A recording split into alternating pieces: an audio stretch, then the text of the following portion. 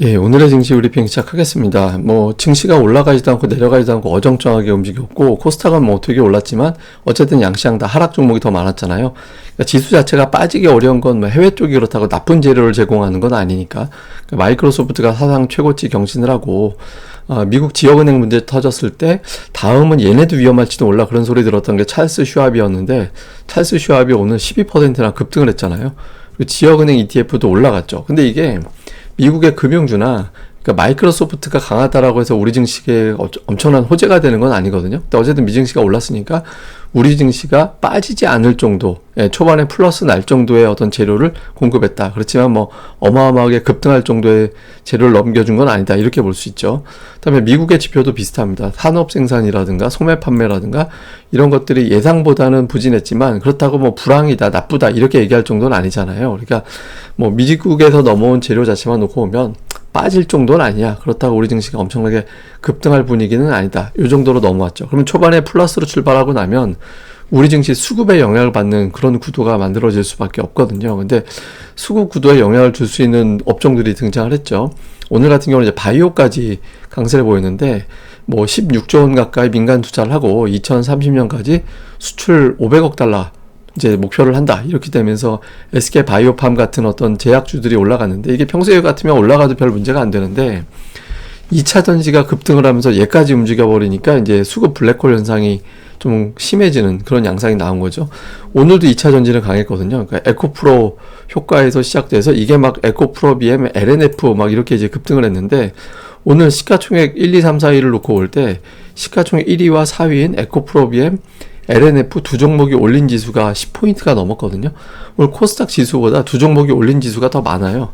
그러니까 어제와 마찬가지로 수급 쏠림 현상이 나타나면서 하락 종목 수가 더 많은.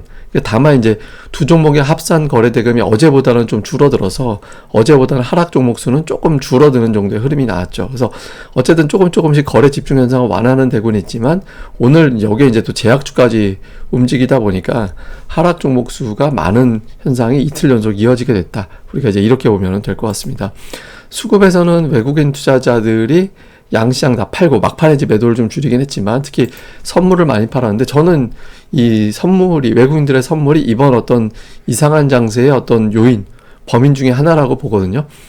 선물이 연속적으로 매수가 들어왔다가 이거 좀 오버해서 들어왔다가 보니까 이렇게 되면 선물 매도가 나올 수밖에 없잖아요. 단기적으로는 선물 매도라는 거는 반대 포지션을 금융투자가 주게 되니까 이제 금융투자의 현물 매도를 유발하게 되고 금융투자 현물 매도라는 거는 대형주가 하락하는 걸 의미하게 되거든요.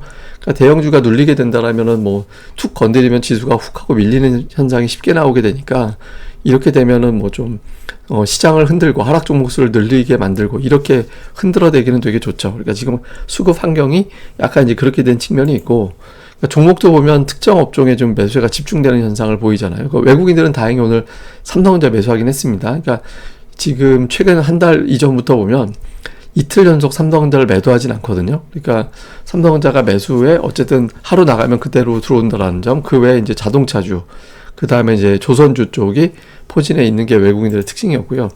기관 같은 경우는 금융투자 매도였기 때문에 시가총액 상위 종목이 매도 쪽에 많이 집중이 돼 있죠. 매수는 LG엔솔, SK하이닉스, LG화학 이런 기업들을 그 와중에서도 매수했다라는 거는 좀 의미가 있어 보입니다. 코스닥에서는 오늘 외국인들이 380억을 매도했는데 에코프로비엠을 2,100억을 샀거든요. 그러니까 실제로는 2,500억을 코스닥에서 판 거예요. 그러니까 오늘도 외국인들이 코스닥을 좀 많이 팔았다. 이렇게 볼 수 있겠고, 그 외에 이제 매매 종목을 보면 IT 계열의 종목들이 좀 일부 보이고요. ISC나 이오테크닉스라든가 FST라든가 이런 것들이 좀 보이고, 그 외에는 이제 업종보다는 이제 종목별 대응, 그리고 2차 전지 좀 팔고, IT 내에서도 일부 종목을 좀 팔고, 이렇게 좀 엇갈리는 형태를 보였고요. 기관은 에코프로와 LNF 두 종목을 거의 1,000억 원 가까이 매수를 했고, 그 다음에 이제 IT 계열의 종목군들, 두산테스나라든가 PSK홀딩스, FST, 하나마이크론, 하나머티리얼즈, 동진세미캠 이런 걸 샀습니다. 오늘 이제 그 반도체주들이 좀 제법 많이 빠졌는데, 업체가 이제 HBM 관련해가지고 공급하는 핵심 장비 공급하는 벤더에서 빠진다는 게 아니라 경쟁사가 들어온다더라 이런 썰이 돌았던 모양이더라고요. 그래서 관련된 종목이 막 급락을 하고 얘가 빠지니까 다른 것도 빠져야 되네 이런 분위기가 만들어졌다더라. 그런 썰도 있습니다. 그래서 오늘 뭐 반도체가 빠지고 이제 2차 전지와 제약, 2차 전지 또 일부만 올라간 거죠. 이렇게 좀 그 다른 종목들이 움직이면서 업종 내 순환이 굉장히 빠르게 나타나는 그런 특성을 좀 보였던 것 같습니다. 자, 이슈를 정리해 보면 테슬라 실적이 이제 나오죠. 테슬라 실적 공개 후에 이제 빅테크가 이거 피날레다, 아니면 더 가도 되겠는데 어느 쪽으로 줄을 서게 되는지. 근데 저는 항상 말씀드리지만 이거를 3대 지수를 보지 말고 러셀 2000을 보시라고. 그러니까 러셀 2000이 플러스가 나면 매수세가 분산되고 강세장이다라는 시각을 투자자들이 갖고 있다, 이렇게 해석해도 되거든요. 그걸 좀 볼 필요가 있고요. 그 다음에 이제 평균 목표 주가 넘기고 있는 빅테크 주들, 요거는 제가 잠시 후에 또 차트로 설명드리겠습니다. 그 다음에 오늘 코스닥이 7연속 올랐는데 2021년 12월 중순부터 12월 말일까지 그때 당시에 9일 연속 올라간 이후에 최장기간 연속 상승이거든요. 근데 체감적으로는 그렇게 안 느껴지잖아요. 근데 이제부터는 지수가 연속적으로 올라가는 게 중요한 게 아니라 이제 눌렸던 종목군들, 그러니까 어제하고 오늘 그나마 좀 나은 건 시가총액 거래대금 1, 2위 종목의 거래대금 합산이 어제보다 줄었거든요. 그러니까 거래 집중 현상이 조금 완화되고 있습니다. 그래서 내일은 또 상승 종목 수가 늘어날 확률도 있어 보이거든요. 그래서 이제 그런 현상이 실제로 나타나게 되는지 볼 필요가 있고, 오늘 뭐 제약, 조선, 차부품 일부 이런 것들이 움직였는데 뭐 이건 다 이제 설명을 드렸으니까, 제가 이제 오늘의 차트로 준비한 건 뭐냐면, 이거 이제 마이크로소프트의 평균 목표 주가하고 현재 주가, 이게 이제 예를 들어서 1이라고 하면 평균 목표 주가보다 지금의 주가가 높은 거 얘기하는 거거든요. 근데 지난주 이제 애플이 거의 근접했다라고 말씀드렸는데, 지금은 이제 그 마이크로소프트도 근접을 했어요. 이렇게 하면 시가총액 1, 2위 종목이 이제 평균 애널리스트들의 목표 주가에 근접을 하고 있는 거거든요.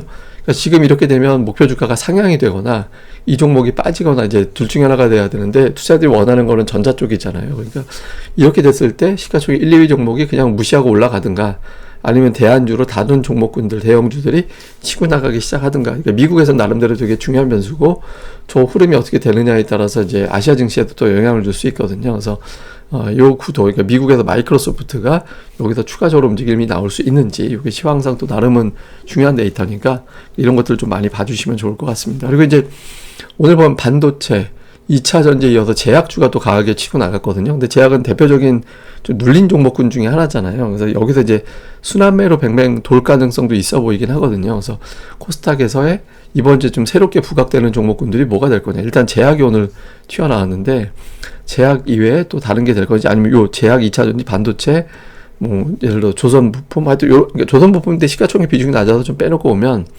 여기와 엔터 정도 놓고 여기서 이제 이 안에서 순환매에 돌 거냐, 여기서 이제 두각을 나타내는 대장주가 나올 거냐, 이것도 좀 주목해 보시면 좋을 것 같습니다. 뭐 추가적인 내용은 제가 나올 때마다 계속 정리해 드리겠습니다. 이 방송 구독하기와 좋아요, 좋아요 많이 눌러주셔야 알고리즘에 노출이 꼭 됩니다. 많이 부탁드리겠습니다. 감사합니다.